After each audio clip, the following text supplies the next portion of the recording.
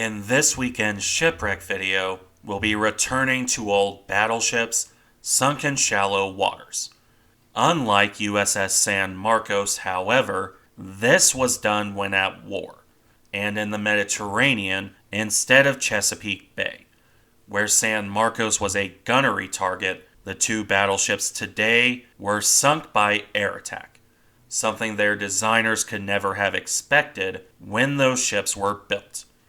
The ships in question were the ex-USS Mississippi and ex-USS Idaho. Sometimes considered the worst American pre-dreadnoughts to be built, these were the only American battleships sold to a foreign navy, in this case to Greece in 1914, when it was apparent the Greeks weren't going to be getting Salamis anytime soon, but they desperately wanted some sort of battleship. Upon arrival, the ships joined the Hellenic Navy under the names of Kilkis, Mississippi, and Lemnos, Idaho, instantly becoming the most powerful ships in the Greek fleet. Probably not the most capable, though, when looking at the escapades of one Georgios Averov. In any event, I have a video covering these ships already. Admittedly, one of my oldest videos that probably needs a remaster, but I'll still link it in the description. For the short version, these ships would mostly be kept close to home, used for coast defense and training, as the Greeks didn't fight a naval conflict after acquiring these battleships. They fought a war, yes, in the form of the reluctant entry into the Great War, and the less reluctant Greco-Turkish War. In either case, though, there was no real need for these ships, and by the 1930s, both were mostly out of service. They had been obsolescent upon entering service, and by the 1930s, they were thoroughly outdated. Kilkis received some limited modernization in the 1920s, allowing her to serve on as a gunnery training ship. Lemnos wouldn't be so lucky, with the ship's main battery turrets removed and installed as coast defense guns. I've also seen reference to her armor being stripped for shore defenses as well. Regardless, both ships were mostly out of service by the end of the 1930s, which makes their ultimate fate a tad bit tragic. When the Germans invaded Greece in April 1941, the two battleships were moored in port, specifically at the Salamis naval base. Despite neither ship being anything resembling a threat, the Luftwaffe still sent bombers their way on April 23, 1941. Stuka dive bombers to be specific. Kilkis, the more active ship, was caught at her moorings and sunk in place. Lemnos, surprisingly, managed to get underway, only enough to be beached, but still an impressive feat. Unfortunately for the Greeks, both ships were still out of the war, though it's debatable how much use they could have been had they escaped like Averov. Most likely, as happened with other old battleships, they would have been used as block ships, probably part of the Mulberry Harbors off Normandy in 1944. As it was, though, they were both left in place. The ships weren't really salvaged at all, not even by the Germans. Apparently, they didn't consider even the scrap value worth the effort, because Kilkis, in particular, looks basically intact in her shallow grave. Either way, the ships remained in place until the 1950s. At this point, the Greeks finished salvaging and scrapping the old battleships themselves. And it's the pictures of those wrecks, along with the salvage, that will be the topic of this video. A bit on the shorter end, though, because there's not a lot of pictures of this process. That said, we'll begin here with the pictures of the attack itself. The first of the two being Kilkis, already burning in place as bombs fell around her. The ship was still afloat at this point, though clearly damaged. not damaged enough to hide her turrets, which is how you can tell this is Kilkis and not Lemnos. As for the ship in dry dock next to her, I'm not sure what that is. She looks a bit like a large destroyer, but the image quality isn't quite clear enough. The Greeks scuttled a few ex-Austrian torpedo boats at the Salamis base, so possibly one of those. The identity of that ship aside, there's one other thing I want to note here, and that's the bomb hit to the side here. We'll see that later, and it's a good example of how big the bombs the Stukas were using were. First, however, we have the other picture of the attack. By this point, Kilkis is on the bottom, while Lemnos is in the process of beaching herself, with a massive explosion throwing up water and waves alongside her. Lemnos never really stood a chance of retreating. How close she is to her sister, in the end, demonstrates that pretty well. You've still got to respect the crew for getting a disarmed Hulk underway, however. Regardless, that wraps up the sinking. Now for the wrecks themselves, starting again with Kilkis. At this point, the wreck is completely underwater. Only the superstructure is still visible, primarily the masts and funnels, with the funnels having what looks like cloth or flags draped over them.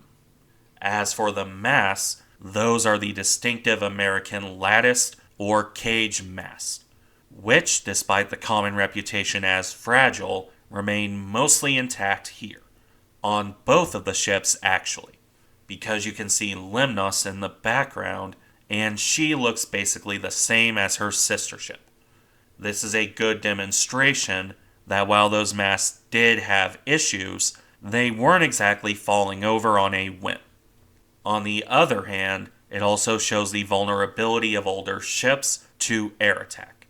The upperworks show very little in the way of damage here, and neither ship was torpedoed. That means the Stuka bombs managed to punch through the decks, or alternatively, punch in the side from near misses. And that was enough to sink the old battleships, despite not doing much damage to the superstructure. Unfortunately, this picture, and another angle on the same shot, is the only look we get at Lemnos. Her hull is angled up by the bow here, where she was beached. That puts her a bit further out of the water compared to her sister ship, but I can't really say much more than that because there's not anything to see. As I noted before, much like her sister ship, the superstructure shows little visible damage. As for the wreck in the foreground ahead of Kilkis, I don't have enough to make a judgment on what that ship was. That ship might be visible in the initial attack, but it's hard to make out for sure. And in that regard, I'm mostly judging based on a later color image. I'll put a comparison when I reach that point of the video. Now for the other angle on this shot. The mystery ship is mostly out of frame here, but Lemnos is easier to make out. Still not easy by any means, but a little bit easier. And looking at her here, it seems that a good bit of the ship is actually above the water. Her crew did a good job of beaching her. It's still difficult to make much of note out because of how far away she is, but you can see some of the superstructure here. There also appears to be a crane in front, so the Germans might have done at least some salvage on her. Even with the relatively high bow, though, the ship is still sunk. Much like Kilkis, though in the case of her sister, there's not much to say. She looks the same as the last picture, although it's easier to see the searchlights fitted to her lattice mast. We have those visible here in happier times as well. There were quite a few of these put aboard the ship. The thing you can't see, however, is the ship's weaponry. That will be visible in the pictures from above as we move on. All of the following pictures are of Kilkis because, for whatever reason, Lemnos seems to have vanished after this point. She was there, but I haven't found any surviving pictures. As for Kilkis, we have one more black and white image before we look to a nice set of color photos. This one was taken from an aircraft looking down on the wreck. We can see the damage to the dock that I mentioned earlier. It's quite a large hole, really. And on the battleship, we can see her weaponry. The secondary battery turrets here, and the main battery turrets beneath the water. But beyond that, we can't see much until we move to the color images, starting with this one, which is the furthest one out. Here we can see that classic pre-dreadnought hull form beneath the shallow water. A short and squat ship, relatively speaking. Something very apparent when you look at how cramped the superstructure is between the turrets. The aft turret is out of frame here, but we have a reference in the last picture. The Mississippi design was also particularly small, even by that standard, as a cost-saving measure, which is why they're often considered such bad ships. Despite that, the designers still fit secondary battery turrets aboard these battleships. Those were twin 8-inch, 203mm gun turrets. You can see 3 of them clearly here. The 4th one is very hard to make out. We can also see that mystery ship a bit further back. Here's the comparison I promised of this picture and the one from the sinking. Now let's move on to the next picture. This is a look straight ahead from bow to stern. There's not a lot of difference here, including the apparently missing turret. This is by far the worst damage visible on the wreck, because you can see what the turret should look like on the other 3. But the 4th one, there's very little left there. Or at least, very little that is visible. If you look closely, you can see a very small peek of the turret and its guns. We can see it better when we look at the closest in of these aerial images. This is our best look at the superstructure from above, which shows a lot of rusting and some burn damage.